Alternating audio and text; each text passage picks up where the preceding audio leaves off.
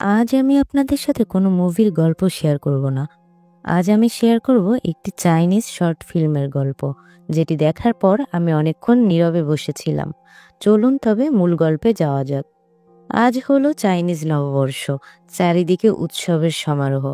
নুডলসের দোকান থেকে সেই দুজন কাস্টমার বিদায় নিচ্ছে, সবাই সবাইকে উইশ করছে। দোকানদারের ছেলেটি দোকান বন্ধ করছিল।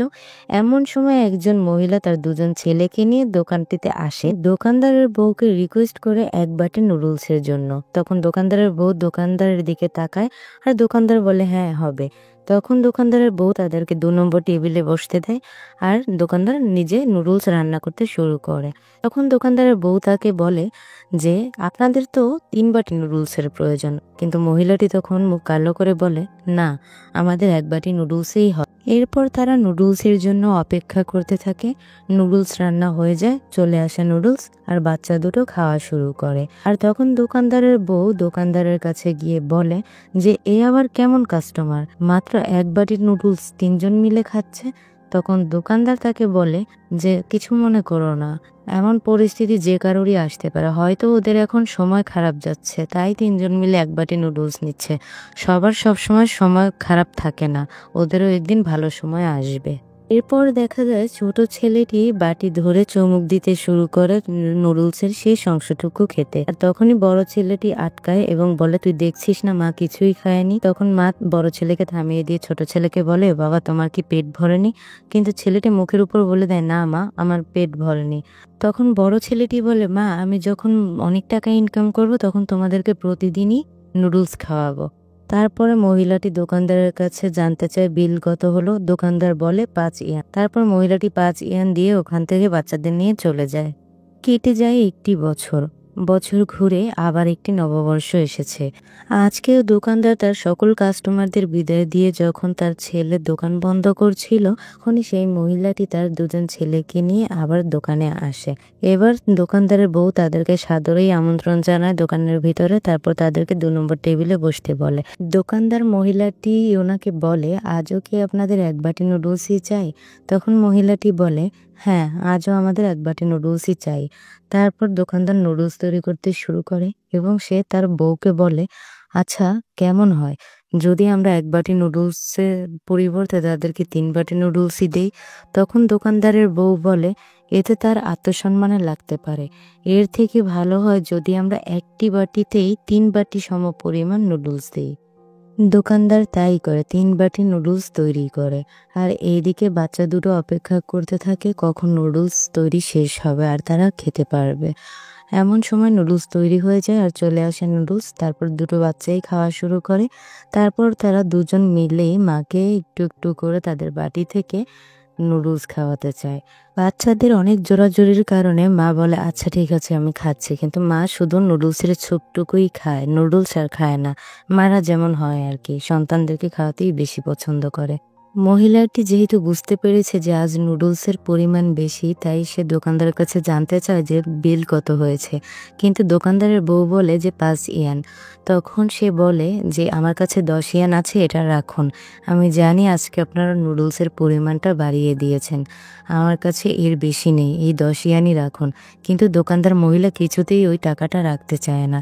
তখন বাচ্চারাও তাকে রিকোয়েস্ট করে রাখার জন্য, কিন্তু সে বলে সে রাখবেই না। সে তারপর শুধু ওই 5 ইয়ানই রাখে, আর তারপর তারা ওখান থেকে চলে যায়।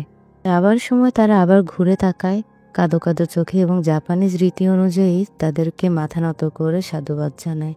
এভাবে কেটে যায় আরও একটি বছর। আবার নববর্ষ আসে আর দোকানদার অপেক্ষা করতে থাকে কখন ওই মহিলা তার বাচ্চাদের নিয়ে আসবে। যেহেতু এবছর নুডলসের দাম বৃদ্ধি পেয়েছে, তাই দোকানদার দাম পরিবর্তন করে 5 ইয়ান লিখে রাখে, যেন কোনোভাবেই মহিলাটি বুঝতে না পারে যে নুডলসের দাম বেড়েছে আর সে সেটা দিতে চায়।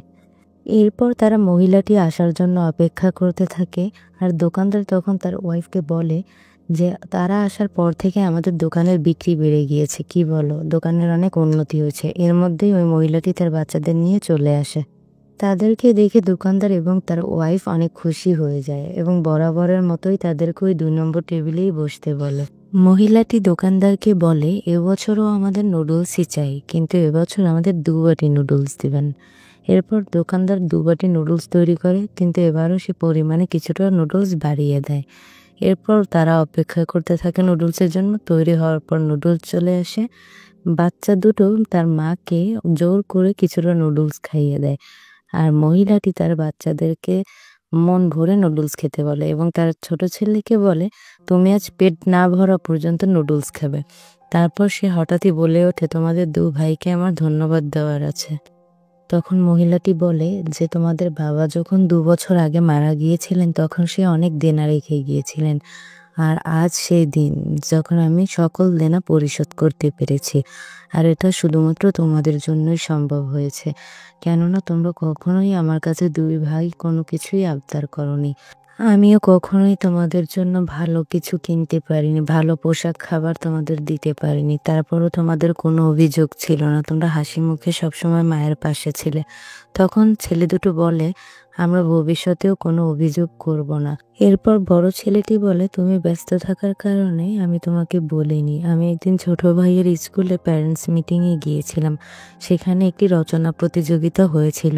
ছোট ভাই সেখানে আমাদের জীবনের কাহিনী বলেছিল। আর ও উল্লেখ করেছিল আমাদের মা সবসময় আমাদের জন্য অনেক পরিশ্রম করে বাইরে।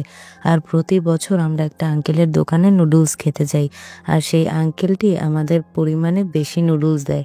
আমি কখনো বড় হলে অনেক টাকা ইনকাম করলে একটা নুডলসের দোকান দেব। আর সেই নুডলসের দোকানে প্রত্যেকটা কাস্টমারকে আমি আঙ্কেলের কথা বলবো আর গরিবদেরকে বিনা পয়সায় নুডলস খাওয়াবো।" স্টুডেন্টটি আগের মতোই আছে, কিন্তু ওই মহিলা নেক্সট টাইম আর কখনোই এই দোকানে আসেনি তার ছেলেদেরকে নিয়ে। আর প্রতি বছরই দোকানদার এবং তার বউ অপেক্ষা করে যে ওই মহিলাটি অবশ্যই একদিন আসবে। আর ওই 2 নম্বর টেবিলটি সবসময়ই ফাঁকা রাখে। এমন সময় একটি ছেলে আসে, এসে বলে, "আপনি কি এখনো 5 টাকায় 1 বাটি নুডলস বিক্রি করেন?" তখন দোকানদার আচমকা তাকিয়ে অবাক হয়ে যায়, যে এই ছেলে জানলো কি করে? তখন দেখে যে ছেলেটির সাথে ওই মহিলাটি আর তার ছোট ছেলেটি এসেছে। আর তখন ওই মহিলাটি বলে যে, "আমার বড় ছেলেটি আমেরিকায় একটা ভালো চাকরি পেয়েছে। আর ছোট ছেলেটিও পড়াশোনা করছে। আর আমরা এখন আমেরিকাতেই থাকি। শুধুমাত্র আমেরিকা থেকে আমরা আপনাদের সাথে দেখা করার জন্যই এখানে এসেছি। আর নুডলসও খাবো।" দোকানদার অশ্রুভরা চোখে তাদেরকে দোকানের ভেতরে স্বাগতম জানায় এবং আজ মহিলাটি 3 বাটি নুডলস অর্ডার করেছে। সবাই সবাইকে হ্যাপি নিউ ইয়ারের উইশ করে। আর এভাবেই সুন্দরভাবে শর্ট ফিল্মটি শেষ হয়ে যায়। আসলে প্রতিটি মানুষের জীবনেই খারাপ সময় আসে, কিন্তু এই খারাপ সময় চিরকাল থাকে না। কিন্তু খারাপ সময়ে যে মানুষগুলো পাশে থাকে তাদের কথা সারা জীবন মনে থেকে যায়।